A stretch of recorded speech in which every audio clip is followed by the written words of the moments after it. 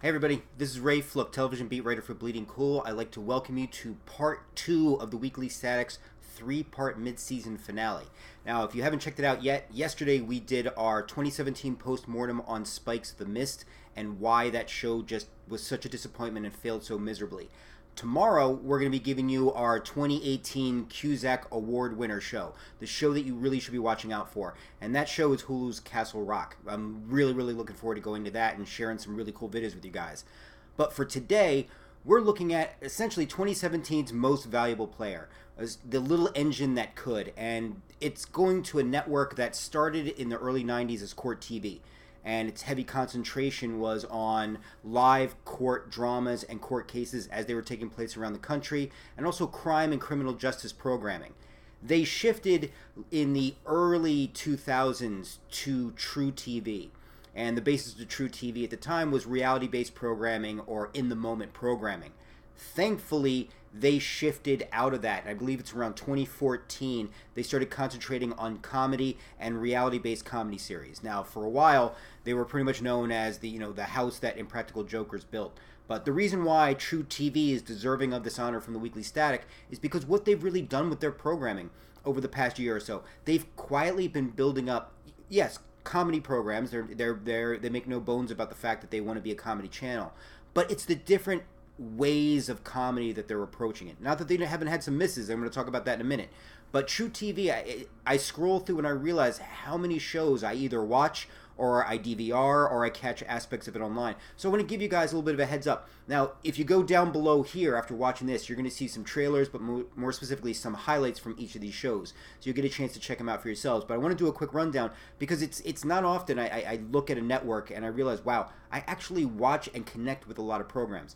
TruTV has that kind of G4 vibe to it that I'm really liking, and ironically enough, considering who the host of one of the shows is.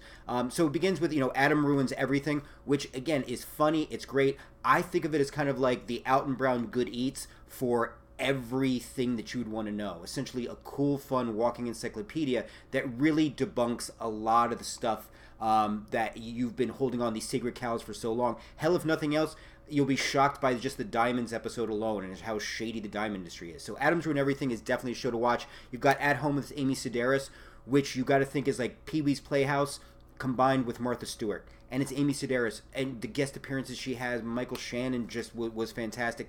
The Christmas episode alone and the fact that she has a one-on-one brutal battle with a nutcracker that's come to life, that should sell you on the series all by itself.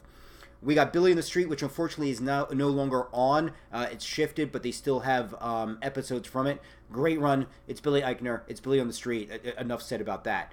Bobcat Goldthwait's Misfits and Monsters is a very cool anthology series that's going to be starting soon. And it's going to be done kind of like almost a Black Mirror, Twilight Zone-ish, but also very tongue-in-cheek, looking at some of the very funny, bizarre, and weird aspects of our social norms, but doing it thematically, so that one episode may be done in a 1970s romantic comedy style, while another one may be done in a 1950s sci-fi style. So really looking forward to that. You've got Hack My Life with Kevin Pereira. That's why I mentioned G4 at Attack of the Show. And they also have Hack My Life Inside Hacks, where they give you a little additional information. I've used more stuff from Hack My Life than I would ever readily think that I would. It is just chock full of great information. So definitely check that out. The Chris Gethard Show. I know I have been raising the flag for this show for a while, but it's how I would ever envision doing a talk show / public access show. It's just kind of like a very cool live geek home base on Thursdays at 11 o'clock. Really love the show. Cannot wait for it to come back. I think it's one of those shows that really especially functions well in the spring and summer, so I hope there's a little shifting that goes on. But Chris Gethard Show, you guys got to check that out. I'm Sorry, one of the funniest sitcoms out there, hands down. If you're not watching it, you should be watching it. There's so many female friends of mine who've watched the show who are like, I never thought I'd ever see somebody who would say out loud the stuff that goes on in my head.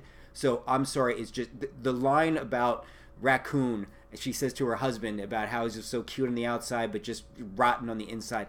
Connect with that on so many more levels than I probably should. So again, that's I'm Sorry. Impractical Jokers, again, whatever you want to think about the show, it's still a show to this day. I can watch a multiple episode and still be uncomfortable looking at the screen like I'm watching a horror movie. So they do deserve a lot of props and credit for really resurrecting TruTV to be what it wants to be. But I'm glad to see that it's also expanding outside the Impractical Joker's shadow too, and makes the burden less on them too. John Glazer loves gear. I don't even know how to just explain this show. John Glazer, you know him now as the ESPN Santa, but John Glazer loves gear is just and a very original. The camping trip that just goes wrong on so many levels is just one of the best episodes to check out.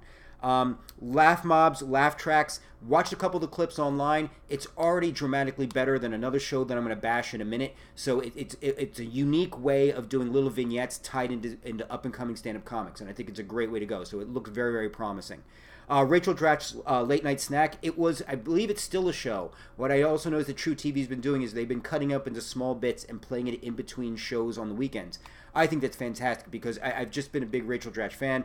Debbie Downer, to this day, I apologize in advance if she just gets tired of hearing about it. But the Debbie Downer skit, pound for pound, is still one of the funniest Saturday Night Live skits I've seen in a long, long, long time, and I'm a Saturday Night Live junkie. So that, again, just really cool, very great, innovative programs that go on there. Even the Alec Baldwin dating tips thing is a lot funnier and a lot cooler than I thought it would be. I thought it would be very snarky and very cynical. It's actually very nice and very sweet, and get a chance to connect with people out on the street, so very cool. Talk show, The Game Show. Guy Brownham, I've become a disgustingly huge fan of this. It's exactly what it says. It's as if you take a talk show and combine it with a game show, but it deconstructs both. You have a judging panel that arbitrarily gives out points. You have weird stunts to gain extra points. There's sometimes just freestyle rap going on. You just never quite know. Again, just a fun show. I know it's returning in the beginning of February. Check it out online if you haven't. Again, it's just one of those, once you watch one, you're going to want to watch more than one. And then Upscale with Prentice Perry. A great educational show. It's subtle and soft in its humor, but you learn a lot. The episode alone about getting a tailored suit answered so many questions for me about how that entire process goes. So, again, I mean, that's 1, 2, 3, 4, 5, 6, 7, 8, 9, 10, 11, 12, 13, 14, 15. That's 16 shows that on some level a network I connect with. That's pretty damn impressive. It really is. So again, I think TruTV deserves the props. I think they deserve the credit. I think they've had a great 2017. Just a couple little reminders. We're not just going to make this all fluff and nice. There are a couple things, TruTV, you do need to work on. You can do better. It's, to me, with all due respect to them as individuals, they come across as your two annoying hipster friends who are just constantly criticizing what you're doing in your life and why you're not doing it better. It annoys me. I can make it maybe 8 minutes in before I'm clicking off. Fameless, David Spade. And it's funny, I found David Spade funnier as he's gotten older, but Jesus, Fameless it just comes across like every single practical joke skit is just choreographed with just bad up-and-coming actors that are just looking for their break. I don't begrudge them that. I'm sure it's more fun doing that than waiting tables or, you know what, I'm not even going to go there. But again, Famous, it's just, it's painful to watch. It's like watching a bad magic show where you literally see where the assistant sneaks off stage or you see where all the wires are. What was the other? Comedy Knockout. Yeah, I referenced this before. Comedy Knockout, it'll knock you out because it is so damn effing boring. It just, and it's bad, and it's schmaltzy, and it's cheesy, and you have comics that are either just realizing they're not doing well, or they're just trying to be so over the top. It's painful. Think At Midnight. If you made a Xerox copy of it, and then you made a Xerox copy of it, and then you took a picture of it with your phone, that's pretty much what Comedy Knockout is. It's just a copy of a photo of a copy. Yeah, it's painful. And the last thing, and this is all a me thing because I know it does incredibly well, the Carbonaro Effect. I love the magic. I think it is fantastic. I think it is awesome. But besides that, there's just something about him. It's creepy. It's weird. It's nothing personal. I'm sure he's great. I'm sure he's fantastic. I'm just talking about the show. I mean, I think the creepiness factor isn't as bad as it was in the beginning. But yeah, again, it's just I can't watch it in marathons or in large doses. But hell, that's only 4 problems. In the wide range of programming they have, and there's other programming they have too that I can talk about, you should check out. But yeah, that in a nutshell, all of it is why TruTV is definitely deserving of our most valuable player recognition for 2017. If you're into comedy and wide, diverse range of how comedy is presented, you should definitely make sure that you're seeing more TruTV in 2018. thank you guys for joining us. Again, this is part 2 of our 3-part mid-season finale. Don't forget to join us tomorrow. We'll be posting around the same time as we take a look at Castle Rock for 2018. But thank you guys for joining me. Again, this is Weekly Static on behalf of Batmer, on behalf of Trejo, and on behalf of Rocky. I'm Ray Fluke, television beat writer. Enjoy your Happy New Year, and we'll see you guys on the flip side of 2018.